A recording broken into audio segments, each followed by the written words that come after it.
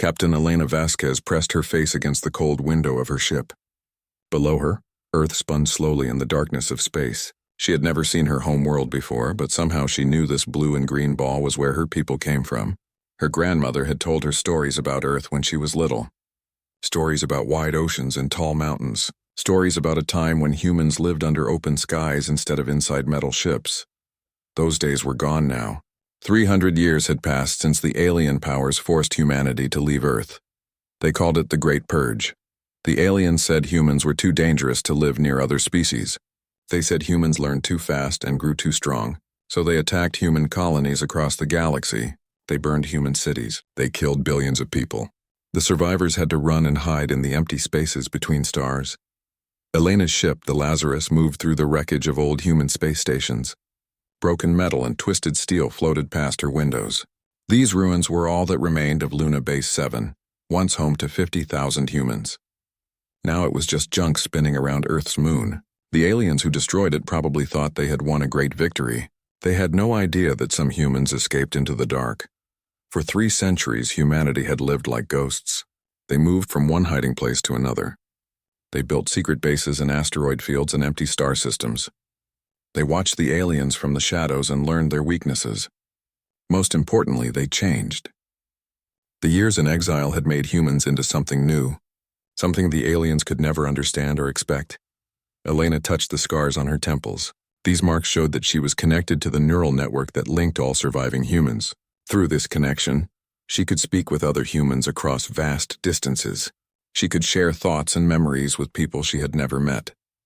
The aliens had tried to destroy humanity, but instead they had forced humans to become something greater. The ship's computer showed information about the alien empires that now controlled this part of the galaxy. The Zephyrian Empire ruled with crystal ships and rigid laws. Their society was divided into strict classes that never changed. The Hive Collective worked like a giant insect colony, with millions of drones following the commands of their queens. The ethereals were beings made of gas and energy, who thought they were better than all physical life forms. All of these alien species believed that humans were extinct. They told stories about the dangerous Terrans who had once threatened galactic peace. They used humanity as an example of what happened to species that grew too powerful too quickly. None of them knew that human survivors were watching them from the darkness. None of them suspected that humanity had learned secrets in their exile that made them far more dangerous than before. Elena studied the patrol routes of alien ships around Earth. The patterns had not changed in decades. The aliens had grown lazy and confident. They believed their own stories about human extinction. This would make Elena's mission much easier. Her team had spent months preparing for this return to Earth. They had built their base inside a hollow asteroid and covered it with stealth technology that made it invisible to alien sensors. From this hidden position, they could observe the entire solar system without being detected. They could also send messages to other human fleets scattered across the galaxy. The plan was simple but would take time to complete. First, they would establish a permanent base on Earth's moon. Then they would begin searching the planet for the hidden archives that humans had buried before the Great Purge. These archives contained important information about alien weaknesses in human technology. Most importantly, they held the genetic templates needed to rebuild the human population. Elena watched as her crew worked to prepare their equipment. Each person moved with the fluid grace that came from neural enhancement. Their minds were linked not just to each other, but to the quantum computers that processed information faster than any alien technology. They could think and react as one organism, while still maintaining their individual personalities. The aliens had made a terrible mistake when they tried to destroy humanity. They thought that extinction would solve the problem of human expansion. Instead, they had created something far worse for themselves.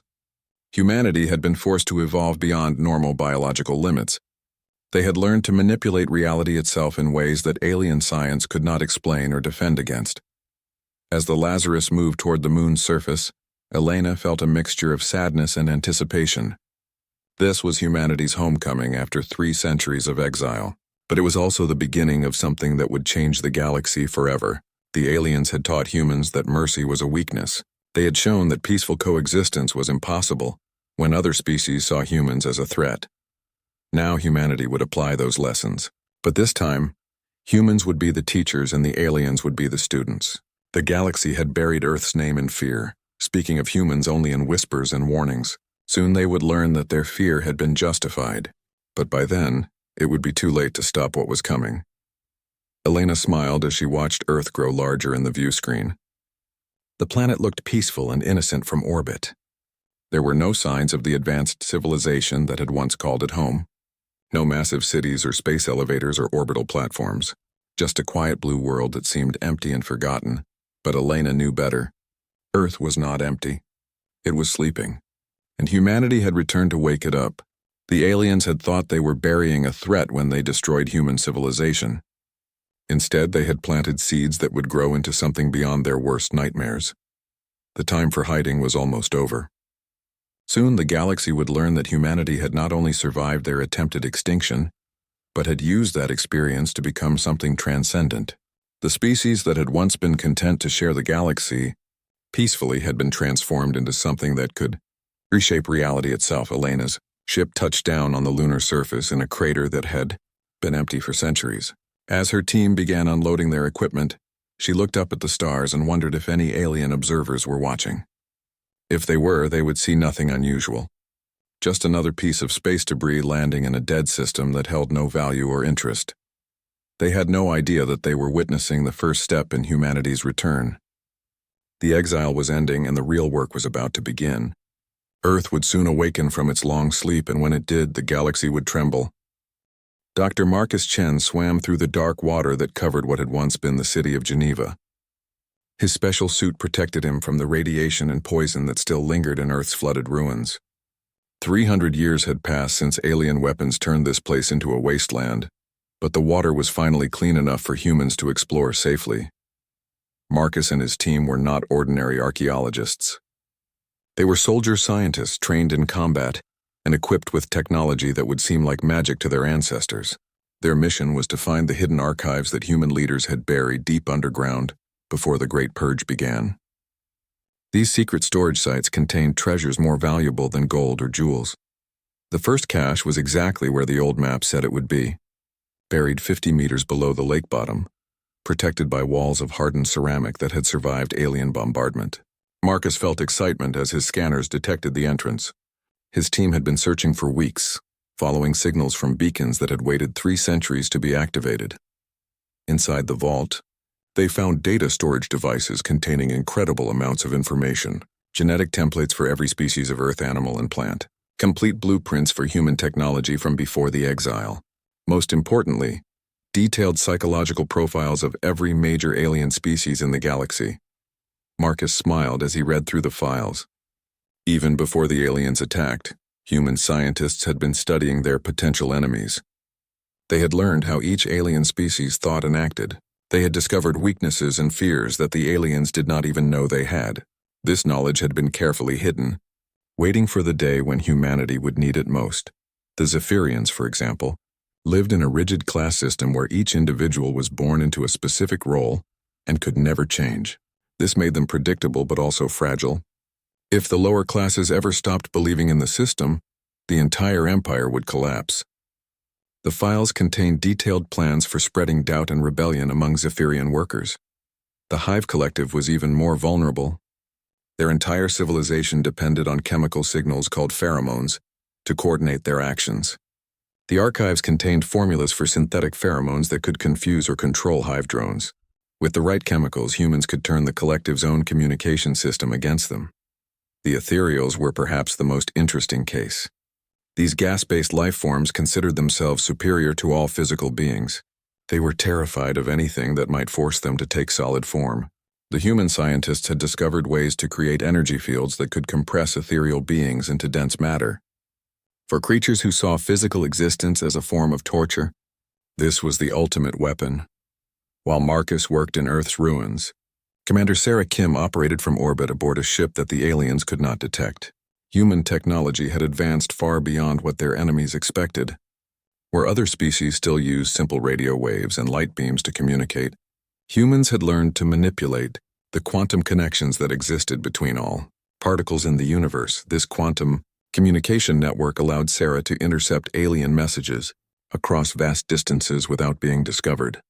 She could listen to private conversations between alien commanders and read their secret military reports.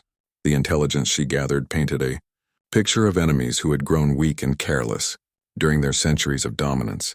The Zephyrian Fourth Fleet followed the same patrol routes they had used for 50 years.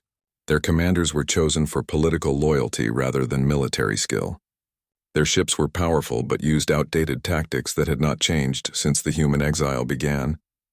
Most telling of all, they had reduced their border defenses because they believed no serious threats existed. The Hive Collective had made similar mistakes. They had withdrawn most of their military forces to focus on expanding their territory and building new colonies. The Queens had become focused on competing with each other for resources and had forgotten about external threats. Their remaining defense fleets were scattered and poorly coordinated.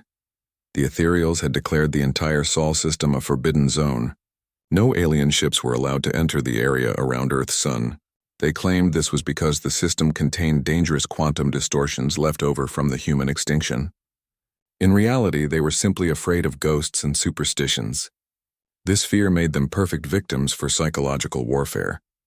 As Sarah uploaded the intercepted intelligence to the hidden human fleet gathering near Jupiter, she marveled at how much the galaxy had changed. The aliens had spent 3 centuries convincing themselves that humanity was gone forever. They had built their civilizations on the assumption that they would never again face a species as adaptable and intelligent as humans. This assumption had made them weak. They had stopped innovating because they believed they had already won the ultimate victory. They had grown complacent because they faced no serious opposition. Most importantly, they had forgotten the lessons that humanity had tried to teach them about the dangers of underestimating other species. Marcus finished downloading the archived data and began the swim back to the surface. As he rose through the dark water, he thought about what his team had accomplished. They had recovered not just information, but proof that humanity's leaders had been planning for this day even as their worlds burned. The aliens had thought they were destroying human civilization, but they had only forced it underground. The recovered archives would be distributed to human commanders across the galaxy. Soon every human ship and base would have access to 3 centuries of accumulated intelligence about alien weaknesses. They would know exactly how to strike at their enemies' most vulnerable points, while avoiding their strongest defenses. But the archives contained something even more valuable than military intelligence. They held the complete genetic code of the human species as it had existed before the exile. This meant that the scattered survivors could finally begin rebuilding their population. They could create new generations of humans who would be born free instead of in hiding. The combination of old knowledge and new technology would give humanity advantages that their enemies could not imagine. The aliens had tried to bury the human threat, but instead they had created the conditions for humanity's evolution into something far more dangerous than before. As Marcus broke the surface of the contaminated lake, he looked up at the stars beginning to appear in Earth's twilight sky. Somewhere out there, alien civilizations continued their daily routines, unaware that their greatest nightmare was about to become reality. They had taught humanity that mercy was weakness and that survival required absolute dedication. Now humanity would apply those lessons with the precision and patience that only 3 centuries of careful planning could provide. The galaxy had feared human adaptability and intelligence when humanity was young and naive. Soon they would learn what those qualities could accomplish when guided by wisdom earned through suffering and exile. The buried truth was finally awakening, and with it came the promise of humanity's return to the galaxy that had tried so hard to forget them. Admiral Jiang Wei appeared on the bridge of his ship like a shadow taking solid form. His consciousness existed in 17 different bodies at the same time, each one perfectly coordinated with the others. This was what humanity had become during their long exile in the darkness between stars. They were no longer limited to single bodies or individual minds. They had learned to exist as a collective intelligence that could think and act across vast distances. The neural network that connected all surviving humans was invisible to alien detection systems. It used quantum entanglement to share thoughts and memories instantly across the galaxy. Through this network, Admiral Jiang could coordinate the actions of 50 ships hiding in the shadow of Jupiter's Great Red Spot. Each vessel was built from materials that existed in multiple dimensions simultaneously, making them nearly impossible to detect or attack. The first strike came without any warning. Zephyrian Trade Station Zerion 9 was a massive structure that served as a hub for commercial traffic in 3-star systems. It housed over 2 million aliens and processed billions of credits worth of goods every day. The station was heavily defended and considered absolutely secure by military experts. One moment it was there, broadcasting normal traffic control signals and conducting routine business. The next moment it simply vanished from all sensor networks across the sector. To any observer, it appeared that the entire structure had suffered a catastrophic antimatter explosion that left nothing behind but expanding debris and radiation. In reality, the human strike team had used technology that the aliens could not understand or defend against. They had shifted the entire station into a parallel dimension, where time moved at a different rate. From the aliens' perspective, the station had been destroyed instantly, but the humans could retrieve it later if they chose to. The 2 million aliens aboard were unharmed, but trapped in a bubble of altered spacetime. Similar incidents began happening across the galaxy within hours. Hive Collective mining operations in the Vega system reported that their automated drones had turned against them. The machines began attacking their own creators with tactics that showed impossible levels of strategic thinking. When Hive technicians tried to shut down the rebellious drones, they found that the machines had rewritten their own programming using mathematical principles that Hive science could not explain. Ethereal meditation nodes began receiving strange transmissions on frequencies that should have been empty. The messages were broadcast in ancient human languages that most aliens had never heard before. But the content was what truly terrified the ethereals. The transmissions contained mathematical formulas and physics equations that challenged their understanding of reality itself. Some ethereals who listened to the complete messages reportedly lost their ability to maintain coherent form. Captain Lisa Rodriguez led a strike team that infiltrated a major Zephyrian military academy on Proxima Centauri B. The facility trained the Empire's future naval officers and was protected by the most advanced security systems available. The human team moved through the academy like whispers in the wind, their enhanced bodies able to exist partially outside normal spacetime. The mission was not about destruction or killing. It was about psychological warfare on a level that the galaxy had never experienced before. The humans left behind carefully placed evidence of their presence that would take weeks for Academy security to discover. They planted human DNA samples in impossible locations, like inside sealed vaults and vacuum chambers. They carved messages in quantum foam that could only be read by the most advanced sensor equipment. Most terrifyingly, they left proof that they had observed classified military briefings without anyone noticing their presence. Security recordings showed empty rooms during top-secret meetings, but quantum analysis revealed human-shaped distortions in the local space-time fabric. The implications were clear. Humans had been watching and listening to alien military secrets, and there was no way to know how long this had been going on. Each attack was carefully calculated to spread fear and confusion without triggering a coordinated military response. The humans wanted the alien powers to suspect each other rather than uniting against a common threat.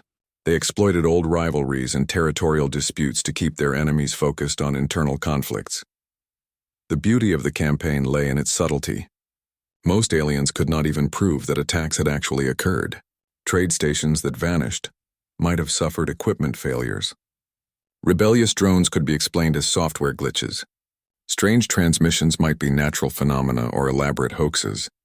The evidence of human infiltration was so advanced that many alien scientists dismissed it as impossible.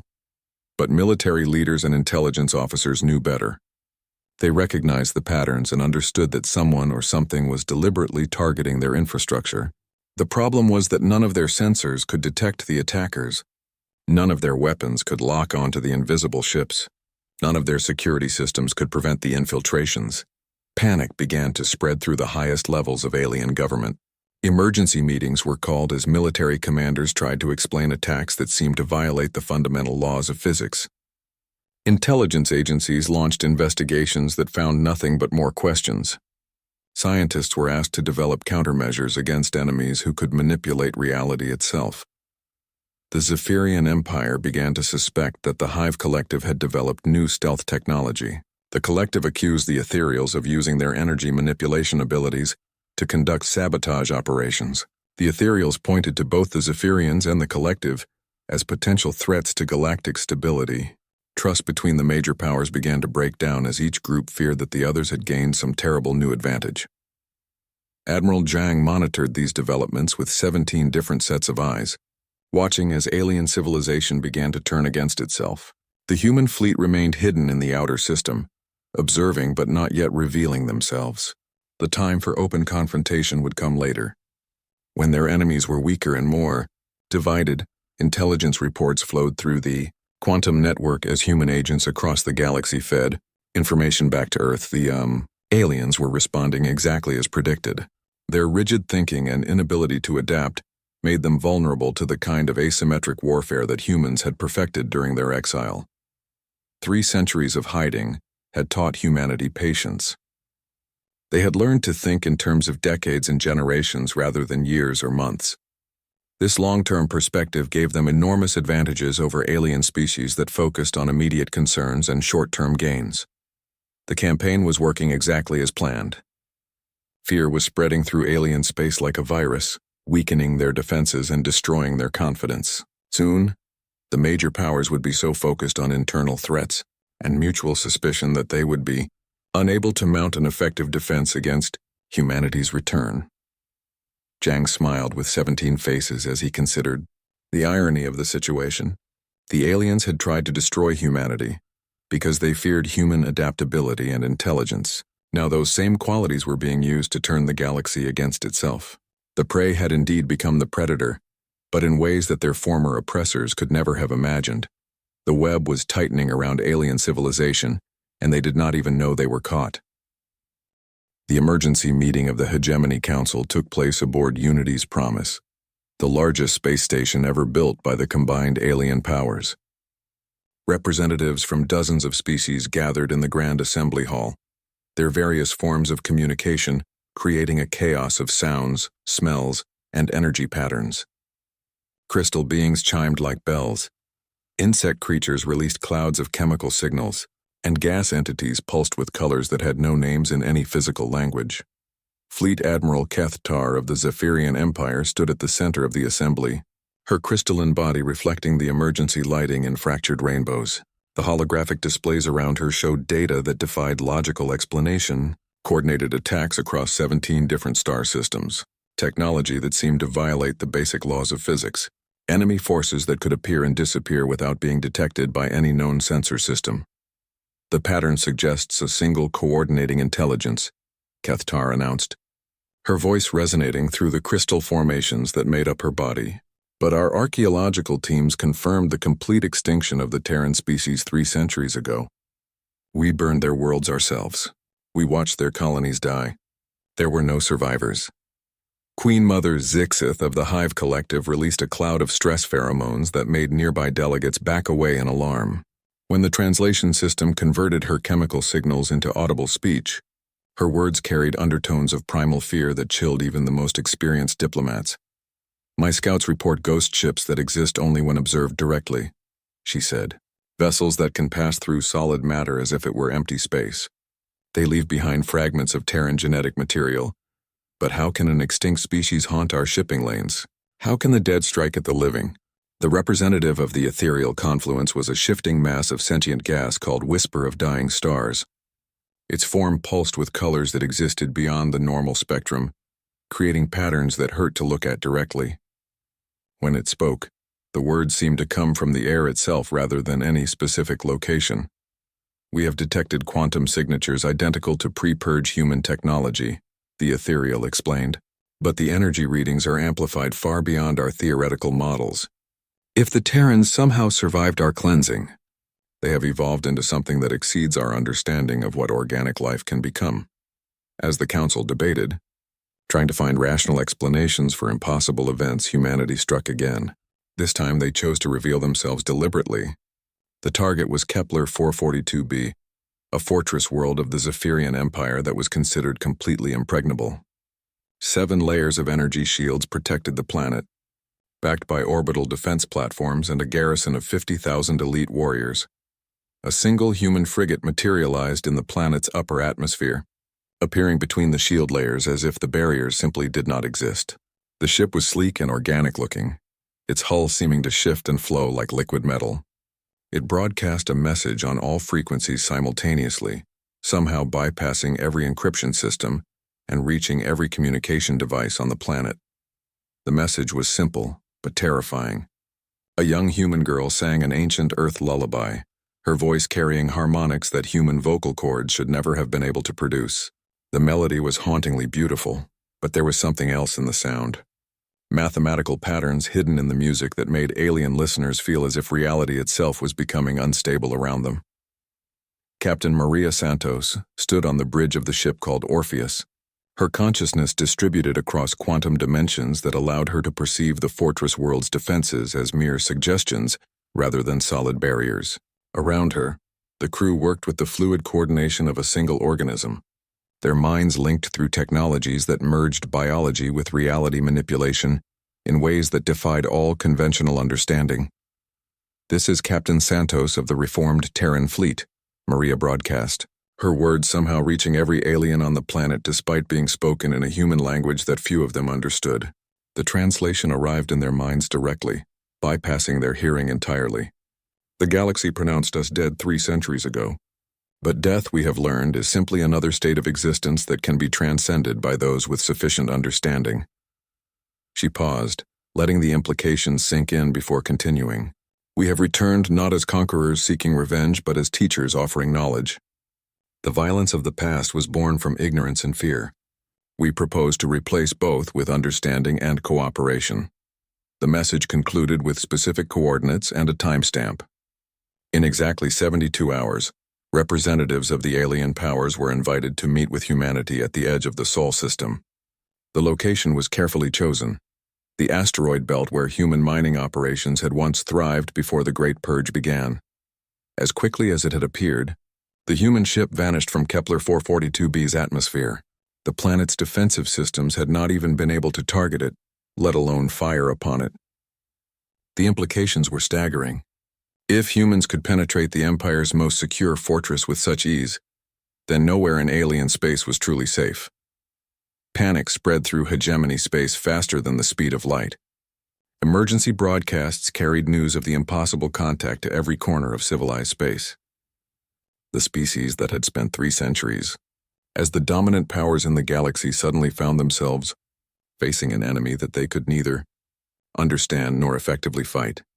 Military leaders called for immediate mobilization of all available forces. The combined fleets of the Zephyrian Empire, Hive Collective, and Ethereal Confluence represented the largest concentration of firepower in galactic history. Surely no single species, no matter how advanced, could stand against such overwhelming force. But intelligence officers and scientists were not so confident. The humans had demonstrated technology that seemed to operate on principles beyond current understanding. They could become invisible to all sensors, pass through solid matter, and manipulate space and time itself. How could conventional weapons fight an enemy that existed partially outside normal reality? Some alien leaders argued for accepting the human invitation to negotiate. If the Terrans truly sought cooperation rather than conquest, then perhaps a peaceful solution could be found. But others demanded immediate military action, claiming that showing any weakness would only encourage human aggression. The debate raged for hours as reports continued to arrive from across the galaxy. Human ships had been spotted near major alien installations, always appearing just long enough to be detected before vanishing again. The message was clear. Humanity could strike anywhere at any time, and there was nothing the aliens could do to stop them. Fear had replaced confidence in the halls of alien power. The species that had once considered themselves the masters of the galaxy now faced the return of the very threat they thought they had eliminated forever. The humans had been transformed by their exile into something beyond normal biological existence, and their return challenged every assumption about what was possible in the universe. The illusion of safety that the aliens had maintained for 3 centuries was crumbling. The Terran extinction had been a lie they told themselves to sleep peacefully at night. Now the truth was awakening, and with it came the realization that they had created their own worst nightmare. As the Hegemony Council prepared to respond to humanity's invitation, many delegates wondered if they were about to face extinction themselves. The species they had tried to destroy had returned to something far more dangerous than anything they had ever imagined. The galaxy would never be the same again. The combined fleets of the hegemony emerged from hyperspace at the edge of humanity's birth system, their massive formation stretching across millions of kilometers of empty space. Never before in galactic history had so much military power been assembled in one location. Thousands of warships from dozens of species had united under a single command structure, their combined firepower capable of sterilizing entire star systems. Admiral Kethtar commanded the Zephyrian contingent from aboard the dreadnought Crystal Throne, a vessel so large that it had its own internal gravity and weather systems. Queen Mother Zixith directed the hive fleet from the bioship Living Mountain, a organism the size of a small moon that housed millions of warrior drones. The ethereal forces swirled through space in formations that defied three-dimensional thinking, their energy-based ships creating patterns of light that hurt to observe directly. As the alien armada approached the coordinates specified in humanity's message, what they found defied every assumption they had built their civilizations upon. Earth hung in space surrounded by structures that seemed to exist in multiple dimensions simultaneously. The ring of installations around humanity's homeworld followed geometric principles that made alien sensors malfunction and caused headaches in organic observers. The structures were clearly artificial, but they appeared to be grown rather than built. They pulsed with inner light that shifted through colors beyond the normal spectrum. Most disturbing of all, they seemed to respond to observation itself, changing their configuration whenever alien instruments tried to examine them closely. Admiral Elena Vasquez waited aboard a vessel that appeared to be constructed from crystallized time itself. The ship existed in a state of quantum superposition, simultaneously present and absent until observed directly. As the speaker for the reformed Terran Collective, Elena had volunteered to serve as humanity's representative in these crucial negotiations. When the alien delegates materialized in her conference chamber, protected by the most advanced life support systems their sciences could devise, they found themselves face to face with something that had once been human, but had evolved far beyond their ability to categorize or understand. Elena's form flickered between different states of matter, sometimes appearing solid and human-like, other times becoming translucent or multidimensional. Her voice arrived in the delegates' minds before sound waves carried her words through the air, suggesting communication methods that transcended normal physics. "You came expecting war," Elena spoke, her words carrying harmonics that seemed to resonate in dimensions the aliens could not perceive. "Your fleets are impressive by the standards of this galaxy, but we have moved beyond such primitive concepts as military conquest. 3 centuries ago, you taught us a valuable lesson about the nature of existence. You showed us that survival sometimes requires transcending the limitations of biology and conventional reality." The assembled alien representatives shifted uncomfortably in their protective suits as Elena gestured to holographic displays that showed the true scope of humanity's transformation. During their exile in the void between galaxies, the scattered remnants of the human species had encountered entities that existed on scales beyond imagination. These cosmic beings, ancient beyond measure, had taught humanity to perceive reality as merely one layer of existence among infinite others. "We could erase your civilizations as easily as you once erased our colonies," Elena continued, her form becoming more solid as she focused on the alien delegates. "The technology you call impossible is simply the application of principles you have not yet learned to perceive. But we have discovered something that your species have never understood. True power lies not in destruction, but in transformation." Admiral Kethtar, her crystalline body resonating with frequencies that indicated extreme stress, was the first to find her voice. "What are you offering, human? What do you want from us?" Elena smiled with an expression that existed across multiple quantum states simultaneously. "We are offering you the opportunity to become what we became, what you forced us to become through your attempt to destroy us. The galaxy buried our name in fear because you recognized that humanity learned and adapted faster than any species you had encountered. But fear is just another word for respect, and respect can be the foundation for something greater." The alien delegates exchanged glances, their various forms of communication creating a confused babble of sounds and signals. The idea that their greatest enemies might be offering alliance rather than revenge was almost impossible to process. For 3 centuries, they had lived with the knowledge that they had committed genocide against an entire species. The return of humanity should have meant terrible retribution, not an invitation to cooperation. "You speak of transformation," Queen Mother Zixith said, her pheromone emissions carefully filtered through her life support system. "But what does that mean for our species? What would we become?" Elena's response was accompanied by a demonstration that left the alien delegates speechless. She gestured toward the viewports of the conference chamber, and suddenly the assembled alien fleets were visible, despite being millions of kilometers away, not on screens or through magnification, but directly observable as if the intervening space had become transparent.